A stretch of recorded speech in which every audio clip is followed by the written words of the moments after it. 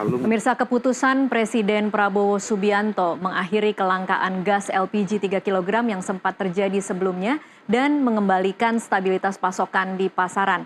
Dengan normalisasi pasokan LPG diharapkan masyarakat dapat memperoleh gas dengan harga wajar dan menghindari potensi kelangkaan.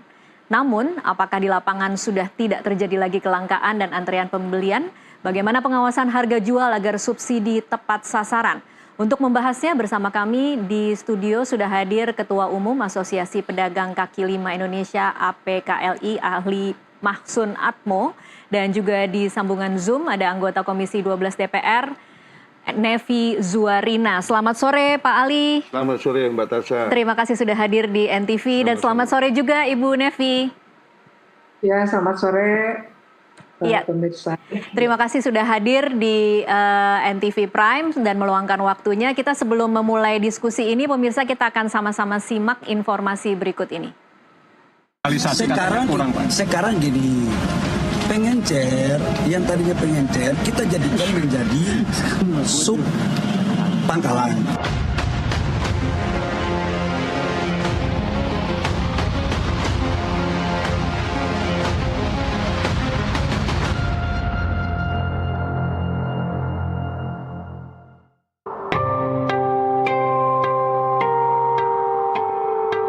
Menteri Koordinator Bidang Pangan Zulkifli Hasan meninjau harga bahan pokok di Pasar Klender SS Cakung, Jakarta Timur. Bersama Menteri Perdagangan Budi Santoso dan Direktur Logistik dan Infrastruktur Pertamina Alfian Nasution. Zulhas menanyakan harga bahan pokok mulai dari pedagang ayam, sayuran, minyak goreng, telur hingga beras. Selain itu, tinjauan harga juga dilakukan ke salah satu pangkalan gas 3 kg di dekat pasar. Menurut Zulhas, harga bahan pokok saat ini masih stabil seperti ayam, beras, dan minyak goreng. Namun demikian, Zulhas mengakui untuk harga minyak curah masih tinggi. Adapun untuk stok gas LPG 3 kg di pangkalan normal dan tidak ada masalah. Stabil ya, ayam tadi 1 ekor 50.000. Saya tanya berapa beratnya 1,8. Kalau 1,8 kan artinya 30-an kan? Berarti di bawah harga eceran. Beras, kita lihat tadi 11.000, 12.000, 13.000. Minyak goreng, standar, stabil. Cuman minyak curahnya kok mahal. Minyak curah itu sebetulnya untuk buffer kalau minyak yang langka ya. Ada buffernya gitu. Zulhas mengingatkan agar tidak ada yang bermain-main dengan LPG dan minyak goreng. Peringatan ini muncul menyusul beberapa kasus yang terjadi belakangan. Zulhas menekankan LPG dan minyak goreng adalah komoditas penting yang menyangkut kebutuhan masyarakat. Dari Jakarta, Saiful Anwar, jurnalis NTV, melaporkan. Ya, pemirsa, langsung saja kita mulai diskusi pada sore hari ini. Saya ke Pak Ali terlebih dahulu. Pak Ali, bagaimana kondisi di lapangan setelah kemarin kemudian Presiden melalui Menteri SDM mengumumkan bahwa sudah boleh kembali lagi ke pengecer? Apakah masih langka, masih ada antrian, masih mahalkah harganya? Yang pertama, saya 2 hari ini mendapatkan laporan dari seluruh Indonesia serta kawan-kawan pedagang kaki lima dan UMKM jajaran se-Indonesia menitipkan sebuah ucapan terima kasih dan apresiasi kepada Presiden Prabowo yang telah memberikan kesempatan kembali pengecer menjual gas 3 kg subsidi pemerintah. Alhamdulillah, mulai hari ini di pengecer sudah ada gas melon 3 kg. Walaupun masih ada antrian tapi tidak sepanjang yang tanggal 1 sampai tanggal 3. Oke. Oleh karena itu, kebijakan Presiden ini menurut saya sebuah langkah yang sangat ditunggu oleh rakyat miskin, usaha mikro, usaha pedagang kaki lima. Karena mereka ini, Mbak Tasha, PKL itu menggantungkan pada gas melon 3 kg. Ya. Kalau mereka nggak dapat seperti tanggal 1 sampai tanggal 3, mereka nggak bisa jualan. Oke, kalau per hari ini ada keluhan tentang harga tidak? Tidak ada. Sebenarnya soal harga ini bukan sesuatu yang menjadi persoalan bagi mereka. Dan kami melalui kesempatan ini meluruskan. Memang ada pedagang kaki lima menerima harga itu 26-25. Oke. Tapi itu sekalian transport Mbak Tasha. Oke. Sehingga ini jangan sampai kemudian pengecer tertuduh menaikkan harga sendiri. Kemudian kedua, kami juga ingin meluruskan, tidak mungkin pengecer LPG itu kemudian seperti yang dituduhkan, mengoplos, kemudian menjual ke industri. Karena mereka itu Mbak Tasha maksimal 10-15 tabung. Nggak punya modal, ini warung-warung kecil. Nggak mungkin dia melakukan moral hazard sampai tertuduh menimbun, kemudian mengoplos dan sebagainya begitu. Oke. Singkat cerita, rakyat khususnya pedagang kaki lima dan UMKM sangat terima kasih kepada Presiden. Dan mudah-mudahan langkah Presiden ke depan menjadikan 370.000 pengecer menjadi subpangkalan itu benar-benar dijalankan secara transparan sehingga pengecer naik kelas. Oke. Yang kedua, saya minta persyaratannya tidak dipersulit. Dan Kemarin itu rasanya dipersulit tidak? Kemarin itu rasanya sulit tidak persyaratan kalau itu, Pak? kemarin kan kemauan pemerintah menjadi pangkalan Mbak Tasha. Iya. Pangkalan itu ada 2 syarat yang harus dipenuhi, yang tidak mungkin dipenuhi oleh pengecer. Iya. 1, dia harus punya tempat yang sangat aman, karena gas ini sangat sensitif, dan itu butuh modal. Yang kedua, minimal 100 tabung. Modal kerjanya pasti nggak tidak cukup. mungkin ya. Tapi kalau subpangkalan, sangat mungkin bagi 370.000 pengecer. Dan itu Asosiasi PKL Indonesia bertekad mendukung penuh upaya Presiden menjadikan pengecer jadi subpangkalan, dan kami akan mendampingi mereka dari sisi NIB. Kalau dibutuhkan legal standing perusahaan, kita dampingi juga NPWP. Namun, mohon maaf Mbak Tasha, asosiasi nggak punya uang. Ketika nanti memang ada persyaratan penambahan modal, kami minta pemerintah memberikan kebijakan khusus untuk memberikan skema kredit, baik itu kredit usaha rakyat maupun skema yang lain, Mbak Tasha. Oke, baik. Saya geser dulu ke Ibu Nevi ya. Ibu Nevi, keinginan pemerintah kemarin untuk mengatur agar distribusi ini tepat sasaran dan kemudian harganya juga tidak tinggi, tidak melebihi harga eceran tertinggi. Tapi kemudian cara yang ditempuh seperti itu, apa catatan dari Komisi 12 DPR? Apakah itu kemarin kebijakan yang terburu-buru, kurang sosialisasikah atau kurang contingency plan, atau seperti apa catatan dari Komisi 12? Ya, terima kasih kepada Mbak Tasha ya. Jadi kita mungkin kira sebalik bahwa kebijakan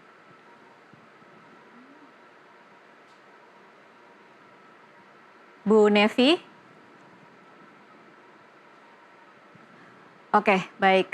Tampaknya hubungan kami dengan Ibu Nevi Zuarina, anggota Komisi 12 DPR, terputus. Saya kembali lagi ke Pak Ali. Pak Ali, kalau kemudian saat ini rencananya adalah memang akan menjadi subpangkalan. Ya. Dari persyaratan-persyaratan kemarin, adakah keluhan dari mungkin para pengecer tentang bagaimana sulitnya untuk memenuhi persyaratan itu? Pengecer itu sampai hari ini, Mbak Tasha, yang sudah bersedia menjadi subpangkalan ada 1.500 dari 370.000. Oke.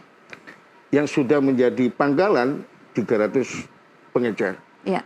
Mereka semua bersedia menjadi subpangkalan asal persyaratannya tidak dipersulit oleh pemerintah. Oke. Terutama terkait dengan persoalan modal. Ya, kalau persyaratan administrasi harus punya NIB, harus punya NPWP, kalau diperlukan ada PT perseorangan, mereka sangat tidak keberatan. Kemudian kedua, kenapa asosiasi mendukung penuh menjadi subpangkalan? Mohon maaf ini Mbak Tasha, tujuan utama pemerintah untuk mengatur kembali 87 triliun subsidi gas 3 kg LPG ini, karena dari 18 tahun yang lalu, sejak Perpres 104/2007, tersinyalir dan ada fakta di lapangan, hampir 60% tidak tepat sasaran. Iya. Secara substansi, tujuan pemerintah adalah sangat baik dan kami dukung sepenuhnya. Iya. Namun memang kebijakan ini harus dievaluasi secara totalitas. Yang pertama Mbak Tasha, mohon maaf nih. Dalam Perpres 104 2007, yang bisa mengakses gas 3 melon ini adalah rumah tangga. Tapi nggak ada kejelasan rumah tangga kaya, super kaya, atau miskin. Iya. Oleh karena itu, revisi Perpres 104 2007 sehingga target untuk subsidi ini jelas harus dirubah, rumah tangga miskin. Itu satu. Oke. Kemudian yang kedua adalah usaha mikro. Mohon maaf, ini perlu saya klarifikasi, bukan UMKM. Usaha mikro tapi ya. usaha mikro. Baik. Nah, kami minta kepada pemerintah mempertegas usaha mikro ini batasannya. Iya. Karena ada perbedaan Mbak Tasha.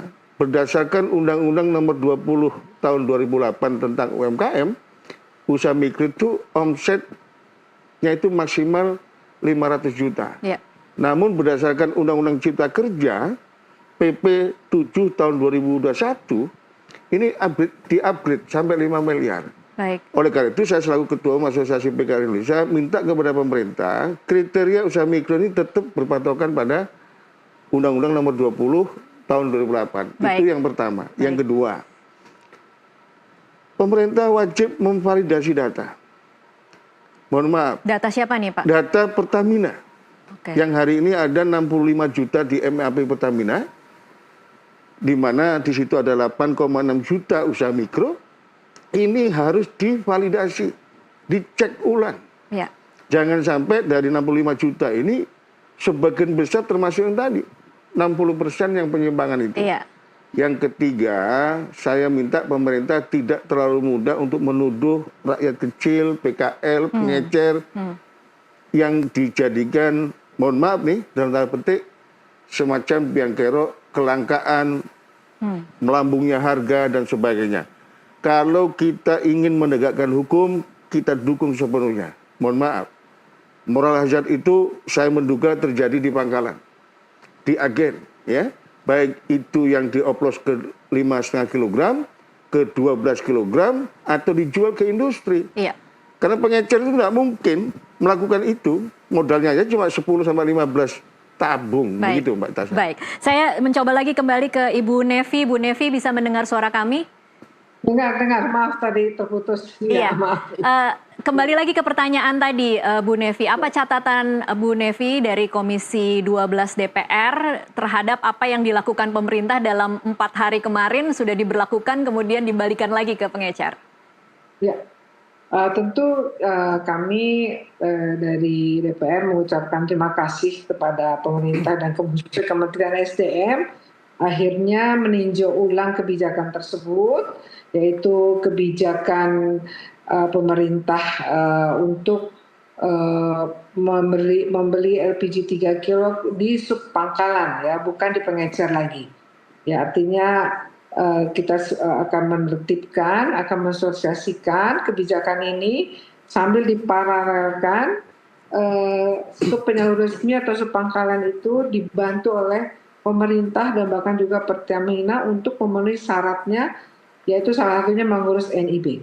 Jadi sebetulnya permasalahan ini tidak akan menjadi besar bila ada sosialisasi yang masif dan bila dari pemerintah itu berangsur ya melakukan kebijakan ini. Tapi kemarin kebijakannya dilaksanakan secara total. Ya, sehingga timbullah masalah yang baik. Jadi catatannya Bu Nevi kurang sosialisasi dan waktunya terlalu cepat begitu ya Bu Nevi? Catatannya itu, ya betul. Oke, baik. Kemudian setelah kemudian dikembalikan dan kemudian diberi waktu. Kemarin kan pemerintah mengatakan bahwa targetnya dalam 1 bulan semua kemudian tidak ada pengecer lagi lah istilahnya. Dalam 1 bulan kemudian semua sudah bertransformasi menjadi sub pangkalan.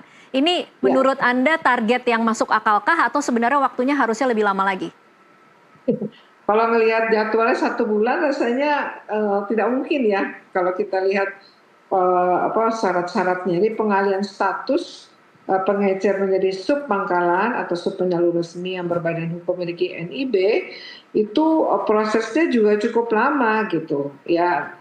Dan tentu ini kita minta bantuan kepada pemerintah dan juga Pertamina agar turun langsung ke lapangan dan mengumpulkan semua pengecer tersebut untuk melakukan sosialisasi prosedur perubahan menjadi sub penyalur resmi agar proses transisi ini berjalan dengan lancar dan tidak menimbulkan kegaduhan masyarakat.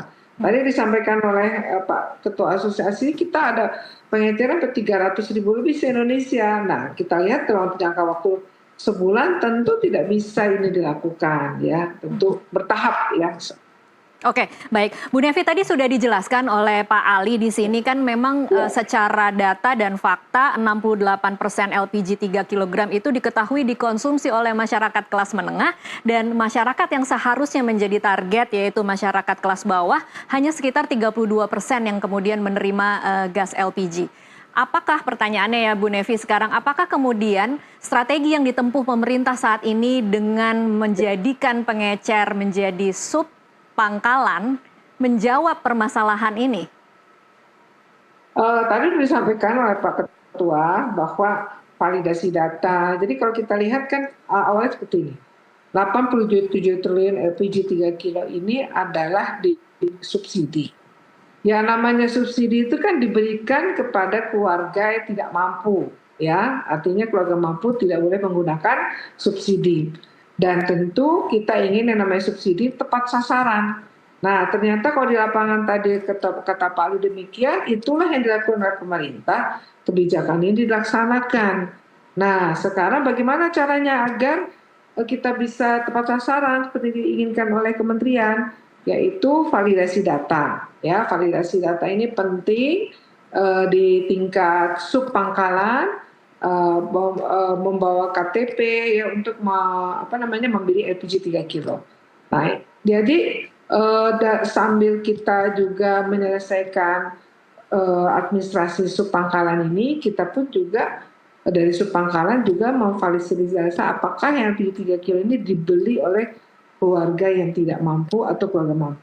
Oke, baik. Bu Nevi, kembali lagi, kalau tadi Pak Ali cukup berani tadi mengatakan menduga bahwa terjadinya di level pangkalan dan level agen. Lagi-lagi pertanyaannya Bu Nevi, apakah kemudian dengan mendata pengecer sub pangkalan kemudian bisa menjawab bahwa ketika itu permainannya justru terjadi di level atas?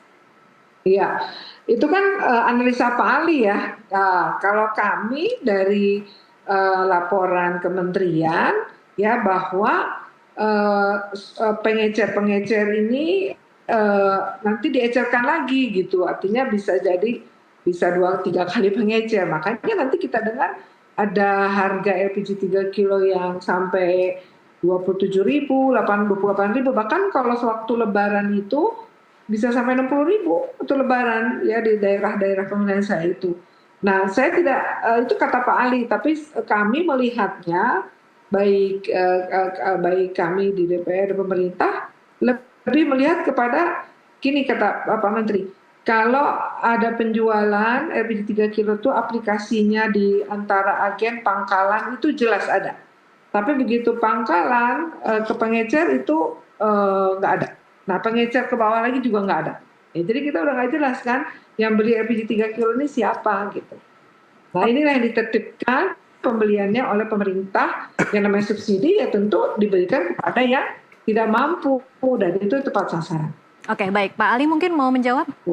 Yang pertama begini ya, pemerintah ini punya maksud tujuan baik, dan siapapun, ini bukan rahasia umum, 18 tahun program ini kebocoran ada di mana-mana. Dan saya selaku Ketua Umum Asosiasi PKL Indonesia punya pandangan bahwa pengecer LPG ini tidak mungkin melakukan moral hazard untuk mengoplos kemudian menjual ke industri, karena mereka ini secara modalitas sangat terbatas. Yang ingin saya sampaikan adalah, yang pertama, pemerintah harus merubah tata peraturannya. Rumah tangga yang ditetapkan pemerintah yang berhak menerima subsidi ini harus dipastikan oleh pemerintah. Ya. Yang kedua, usaha mikronya juga. Yang ketiga, perubahan dari pengecer ke subpangkalan itu sangat mendasar seperti diperintah Presiden Prabowo, sehingga nanti rakyat kecil pengecer tidak tertuduh lagi. Oleh karena itu saya sepakat dengan Kementerian ESDM sub pangkalan nanti akan dilengkapi dengan aplikasi digital. Iya. Sehingga data NIK, kemudian mikro, mana, dan sebagainya sudah ada di pengecer. Oke. Oleh karena itu, saya minta sekali lagi, rakyat kecil jangan dipojokkan. Ketika hari ini kemudian terjadi kelangkaan, kemudian harga sampai tadi disebut sama Bu Nevi sampai 27, yang 7.000 itu bukan kenaikan harga. Saya sudah tanya kepada teman-teman pedagang kaki lima, PKI itu lebih suka, Mbak Tasha, gas itu diantar. Bukan dia datang ke pengecer. Karena waktunya makan waktu dan itu ongkos transport. Yang kedua, temuan di lapangan pada tanggal 2-3 Februari 2025 yang lalu, membeli ke pangkalan itu ongkos gojeknya aja bisa 20-25 ribu. Iya. Sehingga kebijakan ini hampir pasti tidak rasional, tidak objektif, dan keberadaan alamiah pengecer itu alamiah itu. Tidak boleh dibumi anguskan begitu saja, dan saya minta 370 ribu pengecer ini semuanya nggak boleh tertinggal satupun, harus jadi sub pangkalan. Baik. Kalau tidak mampu, harus dibuat mampu sama pemerintah gitu. Baik. Oke. Baik, kita akan lanjutkan di segmen selanjutnya. Pemirsa tetaplah bersama NTV Prime. Kami masih akan kembali sesaat lagi.